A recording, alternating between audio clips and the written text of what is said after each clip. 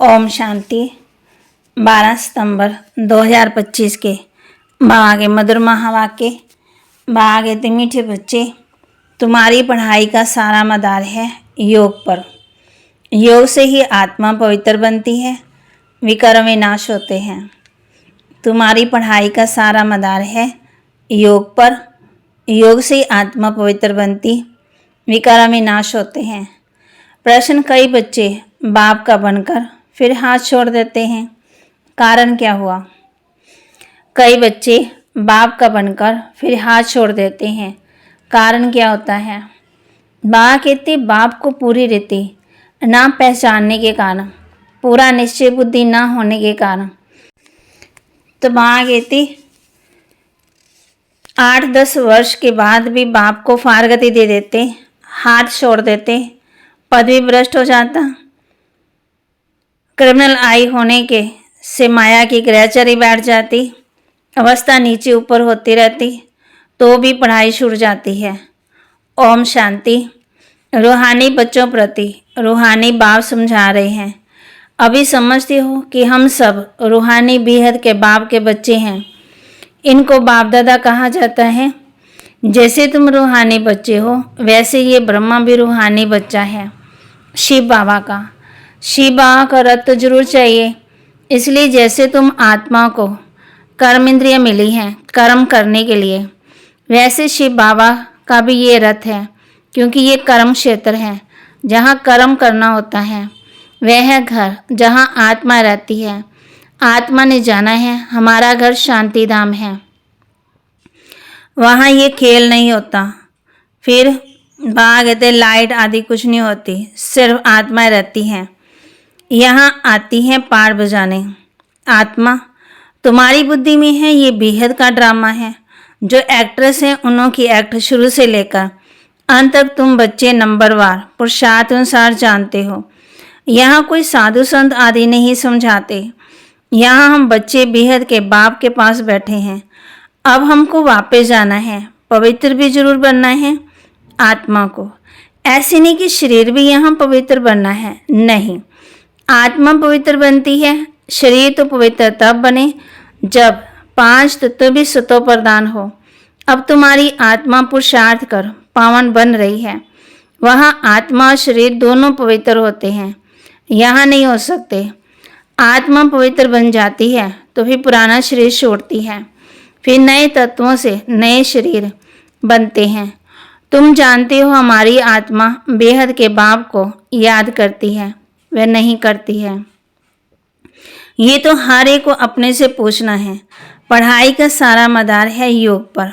पढ़ाई तो सहज है, समझ गए कि चक्कर कैसे फिरता है। तो बाबा कहते पढ़ाई का सारा मदार है योग पर।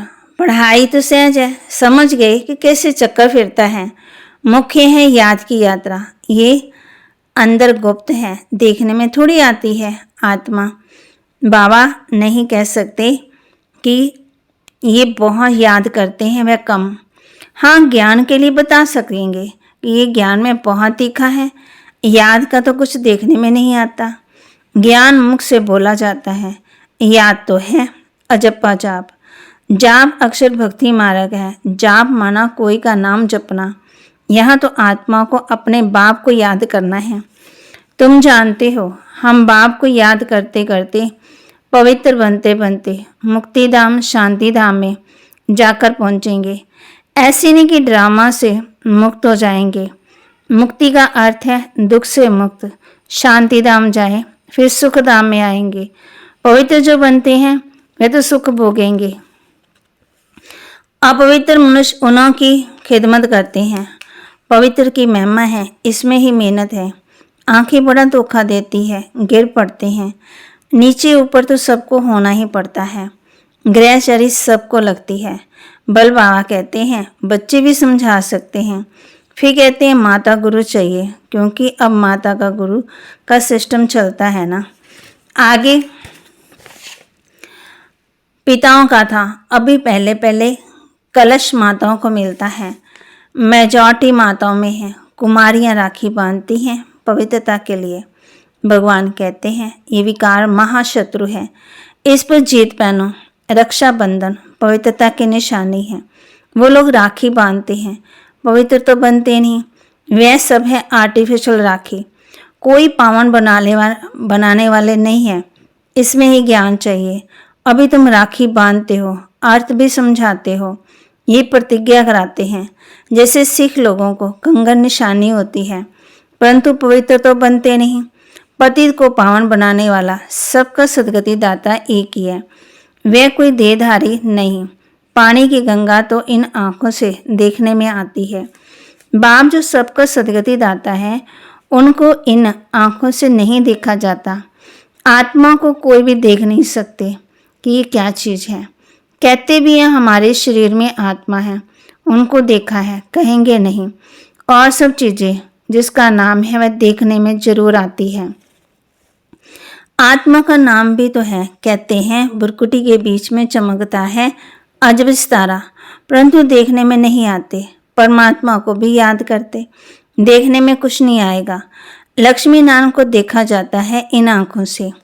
शिवलिंग की पूजा करते, परंतु वह कोई अर्थात रीति तो नहीं, देखते हुए भी जानते नहीं। परमात्मा क्या है ये कोई नहीं जान सकते।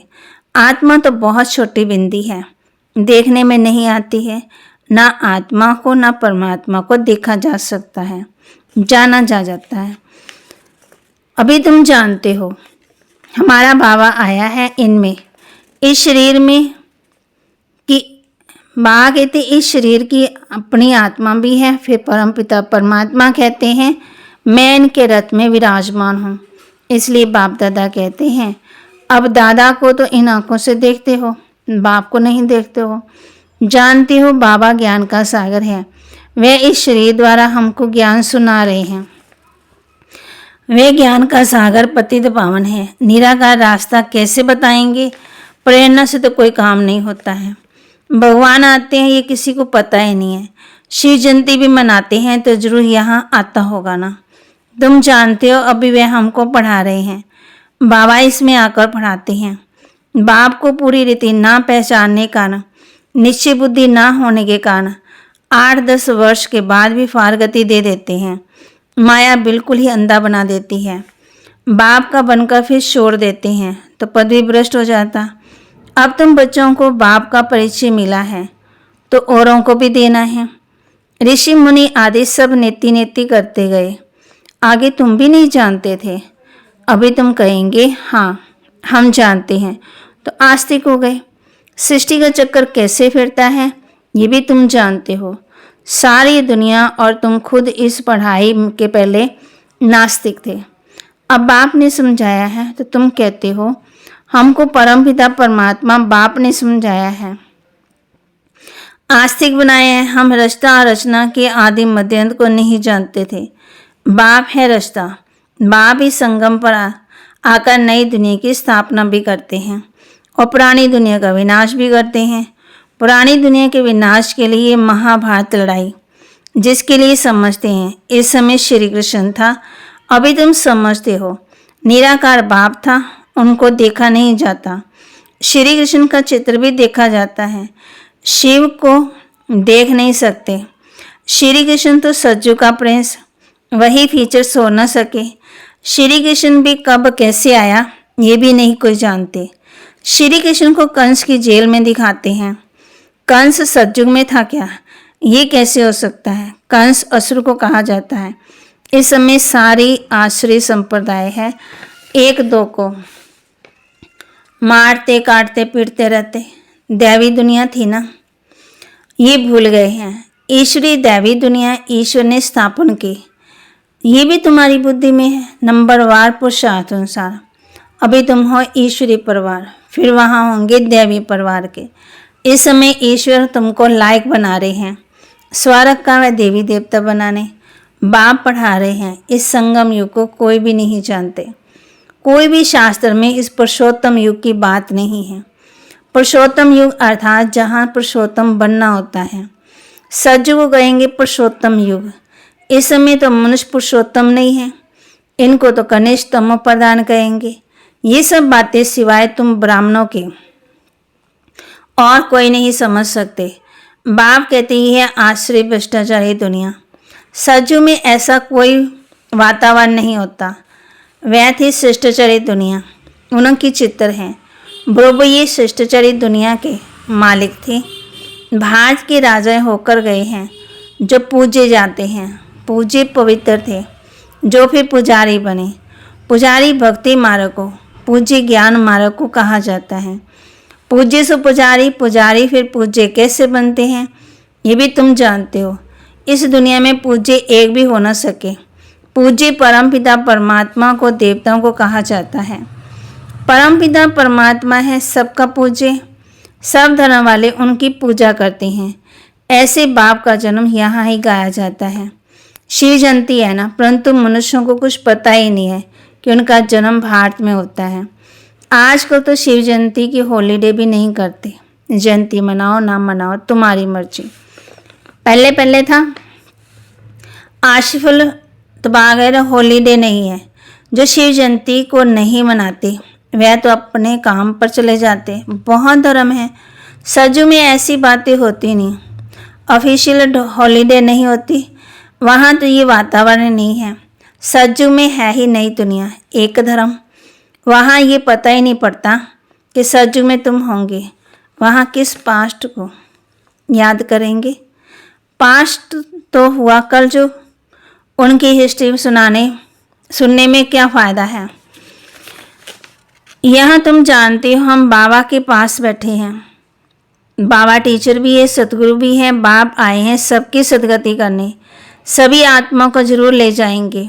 मनुष्य तो देवाभिमान में आकर कहते हैं सब मिट्टी में मिल जाना है। ये नहीं समझते आत्मा तो चली जाएगी। बाकी ये शरीर मिट्टी के बने हुए हैं। ये पुराना शरीर खत्म हो जाना है। हम आत्मा एक शरीर छोड़ दूसरा जाय लेती है। ये इस दुनिया में हमारा अंतिम जन्म है। सब पतित हैं, सदा पावन तो कोई रह नहीं सकते हैं। सतो प्रधान सतो रजो तमो होते ही हैं। वो लोग तो कह देते सब ईश्वर के ही रूप हैं। ईश्वर ने अपने अनेक रूप बनाए हैं खेल पान करने के लिए। हिसाब किताब कुछ भी नहीं जानते, न खेल पान करते हो, न खेल पान करने वाले को जानते हैं। बाप ही बैठकर वर्ल्ड की हिस्ट्री ज्योग्राफी समझाते हैं। खेल में हर एक का पार्ट अलग अलग है, सबका पोजीशन अलग अलग है। जो जैसा पोजीशन होता तो बाप कहते ना खेल करने वाले जानते। बाप ही बैठकर वर्ल्ड की हिस्ट्री ज्योग्राफी समझाते हैं। खेल में हर एक का पार्ट अलग अलग है, सबका पोजीशन अलग अलग है। जो जैसा पोजीशन वाला होता उनकी महिमा होती। ये सब बातें बाप संगम पर ही समझाते हैं। सज्जू में फिर सज्जू का पाठ चलेगा, वहाँ ये बातें नहीं होगी। यहाँ तुमको सृष्टि चक्र का ज्ञान बुद्धि में फिरता रहता है। ये है ही यहाँ के मूल वतन में सिर्फ आत्मा रहती, सूक्ष्म वतन में नहीं। मनुष्य जानवर पशु पक्षी आदि सब यहाँ होते हैं। सतयुग में तो मोर आदि दिखाते हैं। ऐसे नहीं कि वहाँ मोर के पंख निकाल पहनते हैं। मोर को थोड़ी दुख देंगे। ऐसे भी नहीं कि मोर का गिरा हुआ पंख ताज में लगाएंगे, नहीं। आज के भी झूठी निशानी दे दी। वहाँ सब खूबसूरत चीज़ें होती हैं। तो वहाँ कहते हैं गंदी कोई भी चीज़ का नाम निशान नहीं है। ऐसी कोई चीज़ नहीं होती जिसको देखकर घृणा आए। यहाँ तो घृणा आती है। वहाँ जानवरों को भी दुख नहीं होता। सज्जू कितना फर्स्ट क्लास होगा। नाम ही है स्वर्ग, हेवन, नई दुनिया।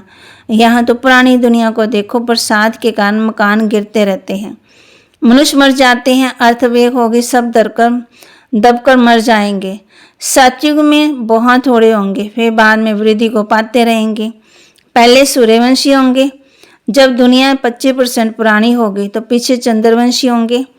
सतयुग में 1250 वर्ष है। वह है 100% नई दुनिया, जहाँ देवी देवता राज्य करते। तुम्हारे में भी बहुत इन बातों को भूल जाते हैं। राजधानी तो स्थापन होनी ही है, हार्ट फेल नहीं होना है। पुरुषार्थ की बात है। बाप सभी बच्चों से एक समान पुरुषार्थ कराते हैं। तुम अपने लिए विश्व पर स्वर्ग के बादशाह स्थापन करते हो। अपने को देखना हम क्या बनेंगे। अच्छा मीठे मीठे सिक्के लदे बच्चों प्रति माता पिता बाप दादा का याद प्यार और गुड मॉर्निंग। रूहानी बाप की रूहानी बच्चों को नमस्ते। रूहानी बच्चों की रूहानी बाप दादा को दिलवा जान सिकवा प्रेम से नमस्ते। धारणा के लिए मुख्य सार। इस पुरुषोत्तम युग में स्वर्ग के देवी देवता बनने की पढ़ाई पढ़कर स्वयं को लायक बनाना है। पुरुषार्थ में दिलकश नहीं होना है, उदास नहीं होना है, हिम्मतवान बनना है। इस पुरुषोत्तम युग में स्वर्ग के देवी देवता बनने की पढ़ाई पढ़कर स्वयं को लायक बनाना है। पुरुषार्थ में हार्ट फेल माना, दिलकश नहीं होना है, बाग इतनी घबराना नहीं है। इस बेहद के खेल में हर एक्टर का पार्ट और पोजीशन अलग अलग है। जैसी जिसकी पोजीशन वैसा उसे मान मिलता है। ये सब राज समझ वर्ल्ड की हिस्ट्री ज्योग्राफी का सिमरन कर सुदर्शन चक्राधारी बनना है। इस बेहद के खेल में हर एक्टर का पार्ट और पोजीशन अलग अलग है। जैसी जिसकी पोजीशन वैसा उसे मान मिलता, वह सब राज समझ वर्ल्ड की हिस्ट्री ज्योग्राफी का सिमरन कर सुदर्शन चक्राधारी बनना है। वरदान दे रहे बाप बच्चों को, बाप की हर श्रीमत का पालन करने वाले सच्चे स्नेही आशिक भव। बाप की हर श्रीमत का पालन करने वाले सच्चे स्नेही आशिक भव। जो बच्चे सदा एक बाप के स्नेह में लवलीन रहते हैं, उन्हें बाप का हर बोल प्यारा लगता है। क्वेश्चन समाप्त हो जाते। ब्राह्मण जन्म का फाउंडेशन स्नेह है। जो स्नेही आशिक आत्माएं हैं, उन्हें बाप के श्रीमत पालन करने में मुश्किल का अनुभव नहीं होता। स्नेह के कारण सदा यही उमंग रहता है कि बाबा ने जो कहा है वह मेरे प्रति कहा है, मुझे करना है। स्नेही आत्माएं बड़ी दिल वाली होती है, इसके लिए उनके लिए हर बड़ी बात भी छोटी हो जाती है। स्लोगन। कोई भी बात को फील करना ये भी फेल की निशानी है। कोई भी बात को फील करना ये भी फेल की निशानी है। अव्यक्त इशारे। अब लगन की अग्नि को प्रज्वलित कर योग को ज्वाला रूप बनाओ। ज्वाला स्वरूप की स्थिति का अनुभव करने के लिए निरंतर याद की ज्वाला प्रज्वलित रहे। इसकी सहज विधि है, सदा अपने को सारथी और साक्षी समझकर चलो। आत्मा इस रथ की सारथी है।